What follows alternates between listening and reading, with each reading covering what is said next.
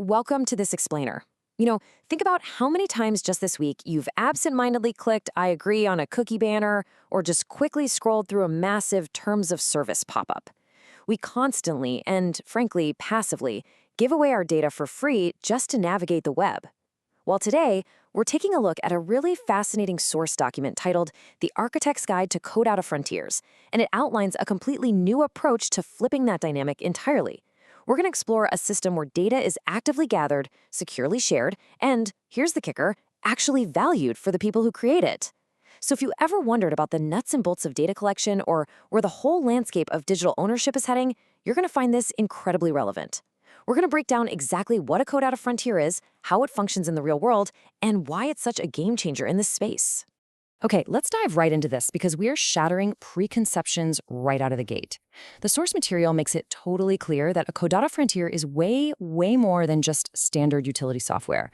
I mean, when we hear terms like data collection or labeling, it's so easy to just default to thinking about those annoying CAPTCHAs, right? The ones we have to click every single image with a traffic light or a crosswalk just to prove you're an actual human. That's traditional data labeling. It's tedious, it's manual, and usually the software just sits there, soaks up your free labor, and sends the result to some centralized tech giant. But the guide is explicit here. We absolutely have to move past that limited view.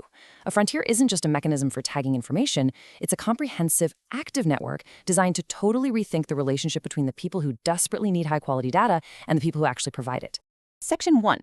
The Web3 Data Bridge.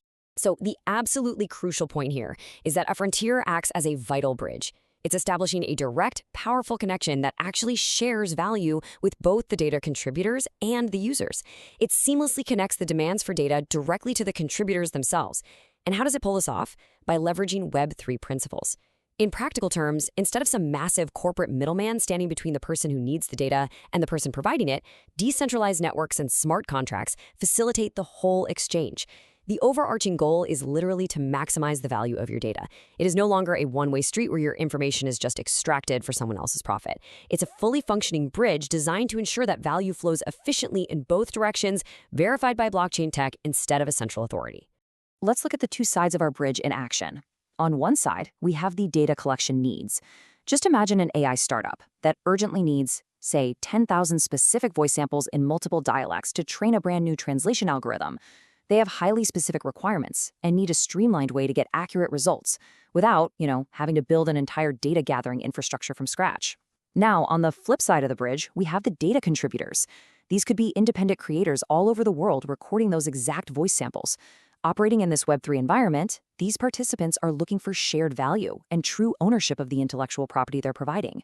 A Codatta Frontier exists precisely to balance these two sides. It creates this dynamic environment where the startup gets its high-quality training data, and the global creators are directly compensated. No traditional bottlenecks, and no massive cuts being taken by agencies. Section 2. What makes Frontier unique? The source outlines 4 highly specific capabilities that essentially give you superpowers when you step into the role of a frontier creator. First up, you can publish rewards for data collection. This means you can actually motivate participation by attaching direct, meaningful incentives to your tasks, like instantly distributing crypto tokens the second a contributor submits a valid data point. Second, you maximize contributor ownership. Instead of the old model where contributors just surrender all rights to their submissions, you're setting up a framework where they retain a verifiable stake in the data they generate.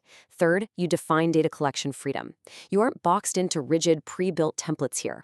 If you need highly specialized medical image tagging instead of just basic text labeling, you can tailor the parameters exactly to those complex needs.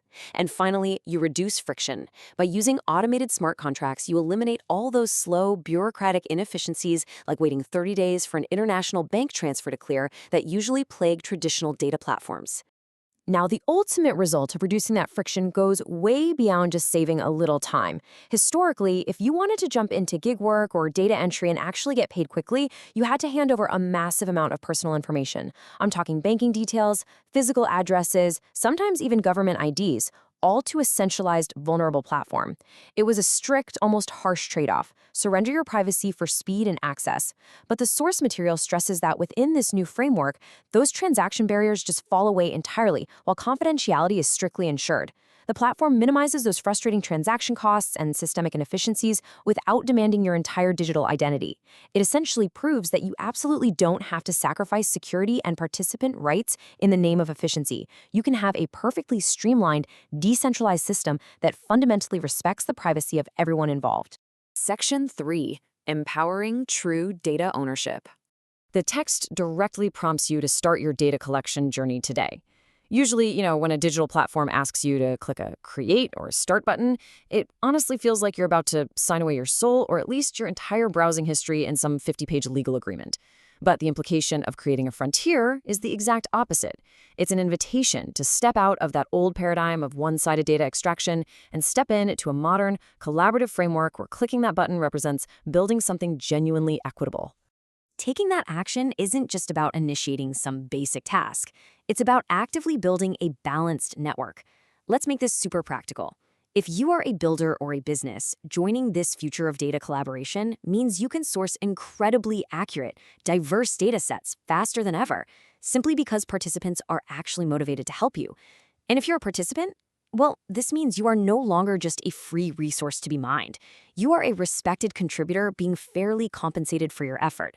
It aligns the incentives of everyone involved by utilizing these decentralized frameworks, ensuring that value is shared and recognized across the entire board. As we wrap up this explainer, I really want you to consider this foundational concept. Just think about how a platform like Codatta Frontier completely changes your relationship with the information you generate every single day. It moves us away from passive extraction and pushes us toward active collaboration and real ownership. So the next time you're asked to just hand over your data, ask yourself, who really owns this value? Because the tools to actually take it back are finally here. Thank you so much for joining me for this explainer, and definitely keep exploring the incredible potential of these new frameworks.